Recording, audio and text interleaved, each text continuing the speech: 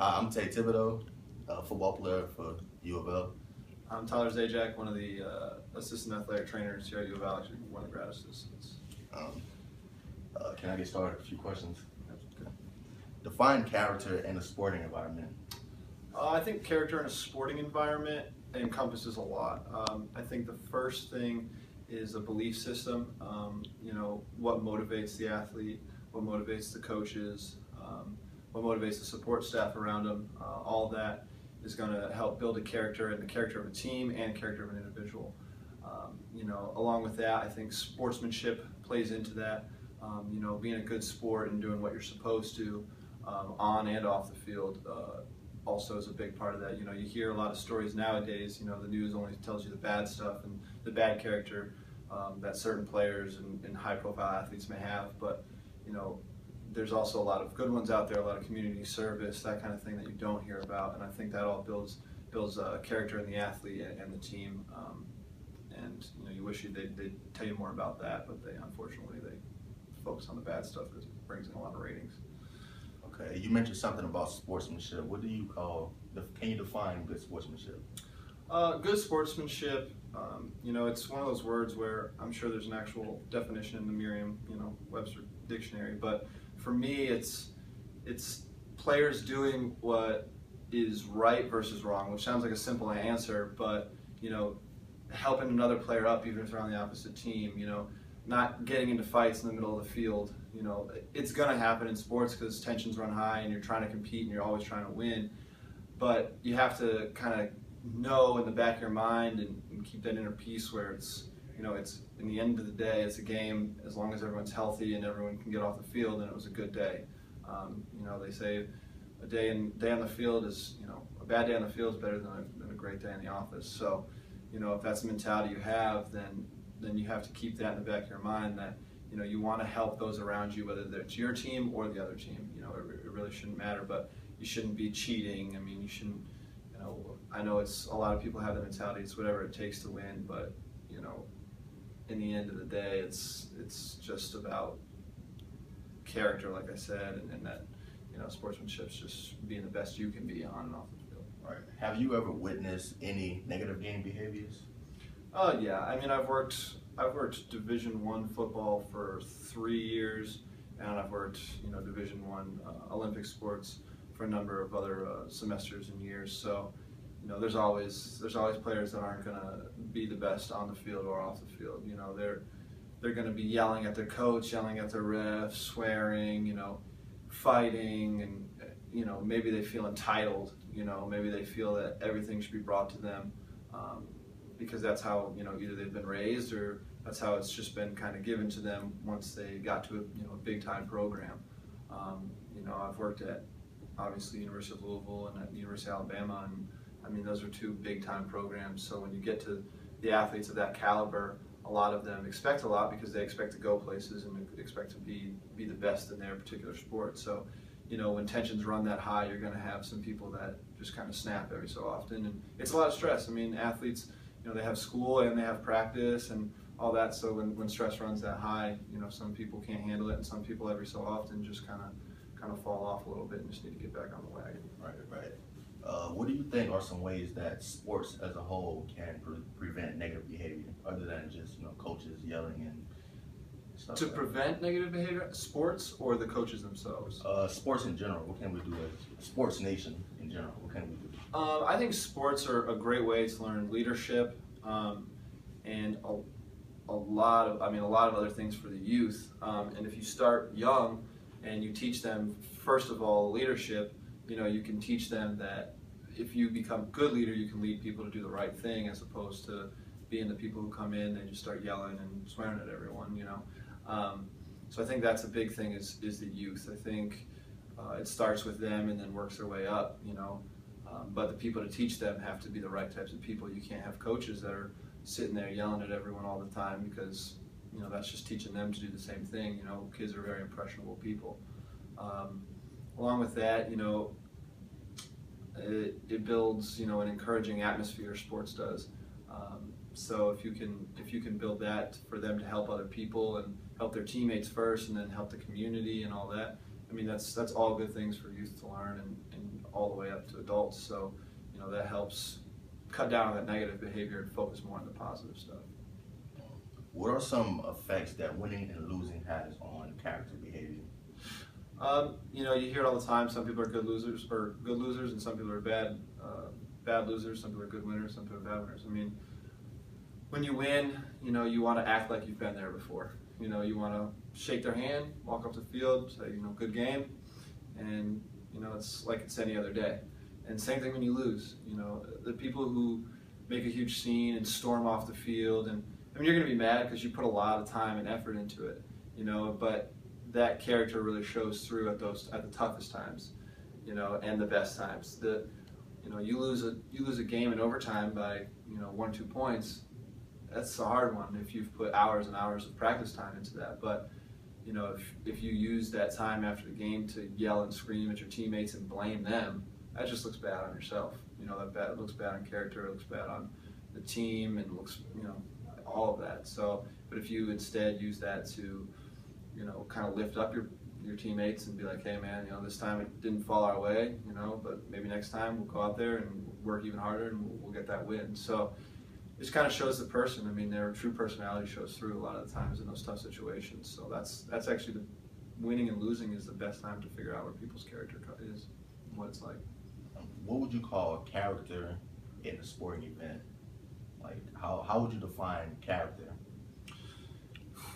That's hard because, like I said earlier, it encompasses so much. You know, it's a belief system and it's your personality. I mean, I'd say character and personality go hand in hand. You know, somebody has good character is going to be uplifting to others. They're gonna have that determination, that work ethic. Whereas someone who doesn't is gonna, you know, always find excuses. They're gonna blame others. They're gonna tear people down to make themselves feel better, which isn't really how you can run a team very well. You know, you have to have that uplifting sense to really connect as a team and win ball games. Who is your most positive influence? Most positive influence, just in life or professionally, like in my job, or you can give us, you know, all. A few. In life is my father. You know, he was always at my football games growing up, from when I was a kid all the way up through high school. He's always, if I have any problems, I call him. You know, he's always been the, you know, everyone has your conscience in your back of your mind. You know, he's always been the one there that's, you need to calm down. You need to treat people correctly. You need to, whether you're on or off the field, you need to do the right thing. You need to shake their hand. You know, it doesn't matter if you're mad or not. So, you know, in sports and in life would be him. Professionally, there's been a lot of people who've helped me. A couple of the assistants here, Sam and the head athletic trainer Kyle. You know, both of them have taught me so much professionally and how to handle athletes of all types from all different backgrounds. You know, no athlete you get is going to be the same. You know, some might come from a family that's very well off, you know, wealthy. Some might come from, you know, a very hard background. But you got to treat them the same, whether they're, you know, a first-round draft pick or they're a walk-on. You know, it doesn't matter. If they're hurt and they come into our room, we treat them correctly. And you know, those, like I said, Sam and Kyle and Jeff back at Alabama, they've always taught me that and helped me professionally. So they'd probably be my biggest influence there. Okay. With people being so competitive and wanting to win, what are some steps that an organization can take to encourage good sporting behavior? I think it starts, you know, with the coaches and the administration. Actually, you know, you hear stories of I forget what school it was, Stanford, one out west, where the AD came down on the field and started yelling at the ref. I mean, your athletic director can't be doing that. You know, it's great that he's that involved in the game, but he can't be coming down and yelling at referees. You know, that looks bad on the whole organization, the whole university. You know, just teach, you know, good sportsmanship and you know, have a positive outlook on sports. It needs to start with, I mean, as simple as it is, manners. I mean, you know, ref makes a bad call, you know, you let him know. hey man, I don't know what you were looking at. It wasn't really the right call, but you know, you go back out there and you just play harder the next down to get the ball back, whatever you have to do. You know, just sit there and yell and scream in his face. I mean, that's probably not going to help. He's probably just going to make another call against you. So, you know, I think it starts with the coaches and then comes down to the players, and then, you know, especially at the collegiate level, professional and collegiate level, and then those players, you know, when they do community outreach, they can teach the youth because they're the upcoming. I mean, the youth sees people who play in college and people who play professionally as gods almost sometimes. You know, it's, you know, they want their autograph, they want to be next to them, they want their picture. I mean, that's something you can use as an athlete to really help out the community and help out the sporting industry and you know, in general. So I think they have to really use that power for good as opposed to showing the youth that they can do whatever they want, you know. Right. Do you believe that hazing deserves to be, you know, kind of banned, or someone needs to kind of put an end to it, like a stop to it, like kind of limit hazing? I think, you know, I think there's a very bad stigmatism against hazing. You know, it's the word hazing, people just cringe. I think there's varying degrees of hazing. You know, I feel that if you're a freshman and you're coming onto a team and they do something, make you do something goofy, I mean, that's part of team building. You know, right. It's not to put them down all the time. A lot of people is like, well, it's just to put them down. That's not helping. No, it's to be like, I did it, and then the freshman after you did it, and the freshman after you did it. That just builds. It's just building character. It's building them up to be like, yeah, you know what? I had to earn my way into this team, and now I'm here. You know, and I've really put my best foot forward to get here and do what I had to do for the team. And if it was something goofy, it was something goofy. It's just to prove that you'll do whatever you can for the brothers next to you. You know, now the problem is some people take that too far, you know, and they do something where they're, you know, beating up the other guy or whatever it is, where it's, you know, sends the guy to the hospital or something like that, you know. Okay, well, there's a line that crossed it, you know, and that's bad. You know, you can't physical harm to someone unless it happens, you know, by accident during a sporting event, because we all know that can happen, you know, is just wrong. I mean, but the problem is a few people screw it up for the rest of them. So the word hazing is seen as just the worst thing ever. But there's really varying degrees of that, you know. And I think doing some funny stuff here and there is good for the team, you know. It's just you can't take it too far. That's the biggest problem. Okay. Well, as you know, in today's society, winning is everything.